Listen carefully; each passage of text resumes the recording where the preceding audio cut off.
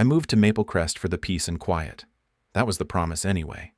A charming suburban community with tree-lined streets, HOA-mandated flower beds, and a sparkling neighborhood pool no one ever used. The houses all looked vaguely like they belonged in a real estate commercial. Pastel shutters, manicured lawns, a little too perfect. It was the kind of place where people waved at each other while retrieving mail, and the biggest crime in recent memory was someone leaving their trash bins out past pickup day. I should have known it was too good to be true. I first met her on my third day in the neighborhood, standing at the end of my driveway like a vulture perched on a fence post. Linda Davenport. A name that might as well have been embroidered onto a pastel cardigan, accompanied by a pearl necklace and a glass of chardonnay. She definitely didn't wait until 5 p.m. to drink. She had that signature middle-aged suburban scowl, the kind that could sour milk. Her arms were crossed so tightly against her blouse, I half expected a button to pop off and take out a passing bird. "You're new," she said, as if I wasn't already aware of that fact. "I'm the head of the HOA. That was her opening line. No welcome basket, no small talk, just straight to the part where she held imaginary power over my life. "Mallory," I introduced myself, forcing a polite smile. "Nice to meet you." She did not smile back. Instead, she scanned my house like a drill sergeant inspecting a cadet's bunk. "I noticed your garbage bins were still at the curb at noon today. HOA regulations state they must be brought in by 10 a.m. I laughed, thinking she was joking. She was not. "Right. I'll keep that in mind," I said, backing toward my door. "Also," she continued, taking a bold step onto my driveway, "your mailbox is 2 inches taller than regulation height." I blinked. "You measured my mailbox?" "It's my duty to ensure Maple Crest maintains a certain standard." I was beginning to think the only standard she cared about was the one where she got to wield a clipboard like a weapon. That was our first encounter. It would not be the last. For a while, I humored her nonsense. I repainted my shutters when she sent me a passive-aggressive note about the color not aligning with the community aesthetic. I stopped parking on the street after she left a typed letter in my mailbox threatening a fine. But then I made my fatal mistake. I put a lounge chair in my backyard and dared to use it. I was sunbathing. In my own backyard. And somehow, that was the final straw. The first time she called the police on me, I thought it was a joke. I was lying by my pool, enjoying the rare moment of peace when 2 officers knocked on my gate. "Ma'am," one of them said, looking almost embarrassed, "we got a call about a code violation." I sat up, adjusting my sunglasses. What now?" The officer cleared his throat. "Your neighbor, Linda Davenport, reported an unauthorized structure in your backyard." I glanced at my lounge chair. "You mean my pool chair?" She said it doesn't meet HOA standards. I stared at them, waiting for one of them to crack and admit this was some elaborate prank. They did not. Linda, of course, was standing on her own lawn, arms folded, watching with the smug satisfaction of someone who lived for making other people's lives miserable. "Well," I said, standing, "as you can see, I am neither constructing a skyscraper nor operating an illegal lounge chair smuggling ring. So if we're done here, I'd like to get back to my highly offensive sunbathing." The officers exchanged glances, clearly wishing they had better things to do. One muttered something into his radio, and after a moment, they both nodded and left. I thought that was the end of it. It was not.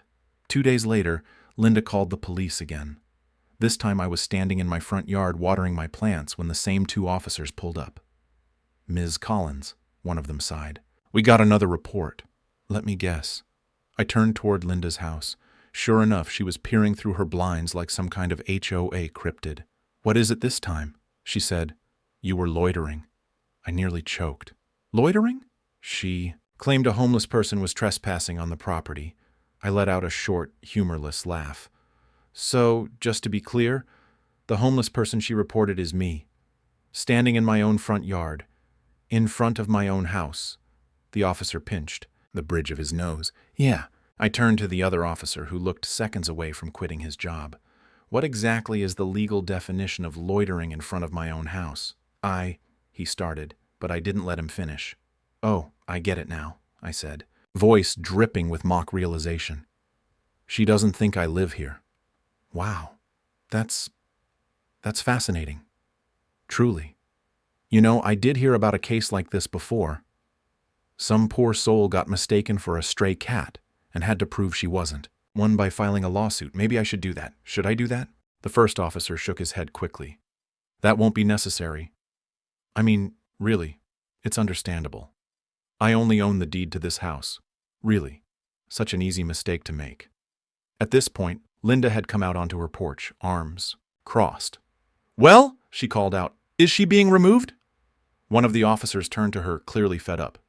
Ms. Davenport, she lives here. Linda's expression twisted, like someone had just told her the neighborhood property values had plummeted. This isn't over, she snapped before retreating inside. That was when I knew. She wasn't just an overbearing HOA stickler. No, Linda Davenport had declared war. And I was going to win it. Linda Davenport wasn't just an overbearing HOA stickler. She was a dictator in capri pants, and she had officially declared war.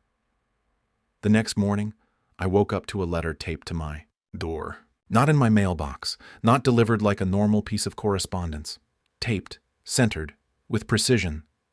Like she wanted it to be the first thing I saw when I stepped outside. Notice of HOA violation-y sighed, rubbing my temples before I even read it. Dear Ms. Collins, it has come to our attention that your recent outdoor behavior has been disruptive to the Maple Crest aesthetic. Please note the following violations. Improper outdoor furniture placement. Your lounge chair is non-compliant with Section 4A of the HOA handbook. Loitering and causing community distress.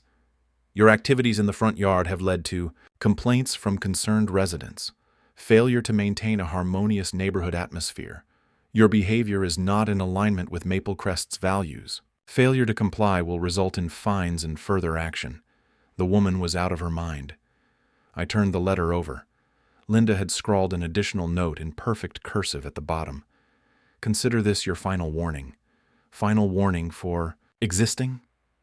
I stormed across my lawn, fully ready to knock on her door and give her a piece of my mind. But before I could even reach her property line, she appeared on her porch like a villain in a Disney movie, arms folded, lips pursed. I see you got my letter, she said, voice syrupy sweet. Oh, I got your letter, I replied, waving it. In the air. I especially loved the part where you accused me of failure to maintain a harmonious neighborhood atmosphere. What does that even mean? Linda didn't blink. It means you're disturbing the peace.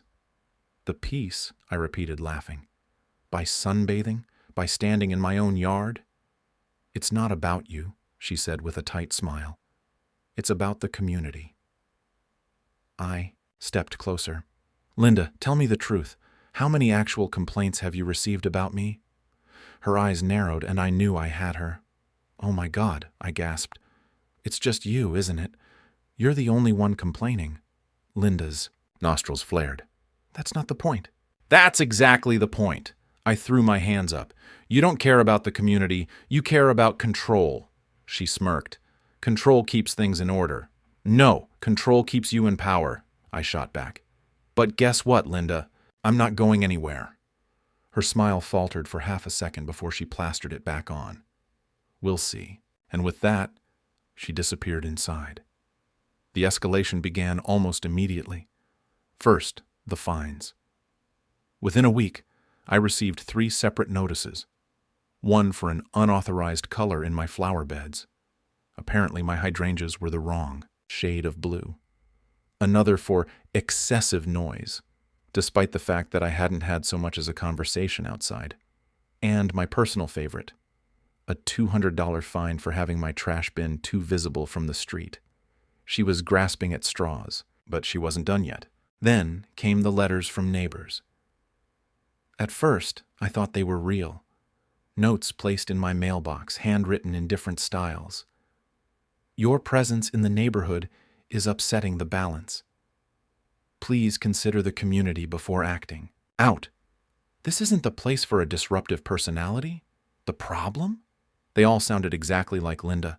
Her little power trip would have been hilarious if it weren't so insidious. She was trying to make me feel unwelcome in my own home, orchestrating a full-scale psychological warfare campaign with floral stationery and legal threats. But what really sent me over the edge, the moment I realized just how far she was willing to go, was the petition. Found it taped to the community bulletin board outside the clubhouse. Petition for the removal of non-compliant resident. She was trying to vote me out of my own neighborhood. Below the title was a list of alleged violations, most of which were pure fiction. Refusal to abide by HOA regulations. Unneighborly behavior. Disrupting the peaceful nature of the community. At the bottom, a space for signatures. Only 2 people had signed it. One of them was Linda. I laughed. Out loud. Right there in front of the bulletin board. Linda, ever the devoted micromanager, was lurking nearby. She approached with a smile so smug I wanted to frame it as an example of peak HOA absurdity. "Ah," she said, feigning surprise. "I see. You found the petition." "Oh, I sure did," I said, crossing my arms. "Real strong support you've got here. 2 whole signatures. Must be heartbreaking to see your reign crumbling." She bristled but recovered quickly. "I expect more. Signatures soon." I tilted my head. "Do you?" She gave me a long, measured look. "You don't belong here, Mallory. You stick out. And not in a good way." I stepped closer. "Well, that's just too damn bad, isn't it?" Her smile vanished. I leaned in. "Linda, you've been making my life hell. But you made one critical mistake," she scoffed. "And what's that?" I grinned. "You underestimated me." Linda Davenport thought she was untouchable, that she could push, manipulate, and bully her way into getting whatever she wanted. But what she didn't know, what she never could have predicted, was that I had found something. Something big, and it was going to ruin her. See? Linda Davenport liked rules. She lived for them, breathed them, wielded them like a medieval war hammer against anyone who so much as thought about coloring outside the HOA lines. But here's the thing about people who obsess over rules. They assume they're the only ones who actually understand them, and that's where Linda made her fatal mistake. She underestimated me. It started with one very illuminating discovery. Had spent an evening doing what any sane person in my situation would do, downing a generous glass of wine while hate-reading the Maple Crest HOA bylaws. That's when I found it, buried in the dense, soul-crushing legalese of Section 8C.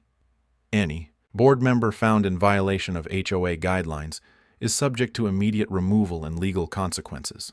A lovely little rule, one that Linda should have been very familiar with. Because as it turned out, thanks to an anonymous tip, okay, fine, it was me, that led to a very thorough public records request. Linda herself had been breaking a rather significant HOA regulation for years. See, Maple Crest had a strict rule about renting out properties. Homeowners had to reside on site for at least 9 consecutive months of the year. No short-term rentals allowed. But guess who had been secretly leasing out her second property as an Airbnb while simultaneously lecturing me about neighborhood? Harmony? Linda Davenport. The hypocrisy was almost too good. Now, I could have gone straight to the HOA board with this information. But where was the fun in that? No. I wanted Linda to feel it. To watch her empire crumble in real time. So I waited until the next HOA meeting. Linda, of course, had positioned herself at the front of the room like some kind of suburban dictator, clipboard in hand, basking in the glow of her self-importance. And then, just as she launched into one of her signature speeches about order and compliance, I stood up. "Actually, Linda," I said, my voice carrying across the room, "I'd love to discuss compliance." Linda blinked. "Excuse me?" I smiled. Because, funny thing, I was reviewing our HOA bylaws, and I came across a particularly interesting rule about short-term rentals. A flicker of something passed over her face. I turned to the crowd.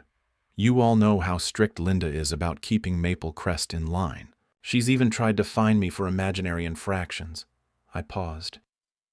"But what she hasn't told you, what she's been hiding from all of us, is that she's been breaking the rules herself." Murmurs rippled through the room.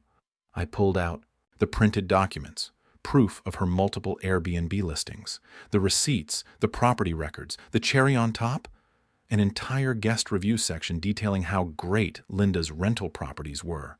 Linda's face went white. Gasps filled the room. "Oh, Linda," I sighed dramatically. "I thought we were supposed to uphold the integrity of the community." Someone from the back muttered, "Hypocrite." Another voice. She fined me for a mailbox flag being the wrong color, and she's been illegally renting out properties. That's when the real chaos began. The HOA board, her own people, turned on her instantly. This is a clear violation. We have no choice but to remove her. She's been fining us while she's been making a profit. Linda, for the first time ever, looked panicked. I was only doing what's best for the neighborhood, she stammered, but it was too late. A vote was held on the spot. Linda was officially removed from the HOA board by unanimous decision. And just like that, her reign was over. The best part? Because she had been illegally renting out properties under HOA jurisdiction, she wasn't just removed, she was fined. Thousands of dollars. Her own rules, used against her. The very next day, I walked past her house as she furiously scrubbed the HOA president plaque off her mailbox. She looked up, seething. "Morning, Linda," I said with a grin. She inhaled sharply through her nose like a cartoon villain. I patted her mailbox. "You might want to check the height on this. Wouldn't want a violation." Then I strolled away, savoring every second of her downfall. As for the neighborhood, without Linda breathing down everyone's necks, Maple Crest actually became the peaceful, charming place it had always pretended to be. Neighbors started talking to each other. Rules relaxed. People actually enjoyed their homes instead of fearing an HOA fine every time they blinked. And Linda? Well, 3 months later, she moved. Rumor had it she tried to start another HOA at her new place. It did not go well, and as I kicked back on my now perfectly legal lounge chair by my pool, I raised my glass to the sky. Poetic justice had never tasted so sweet.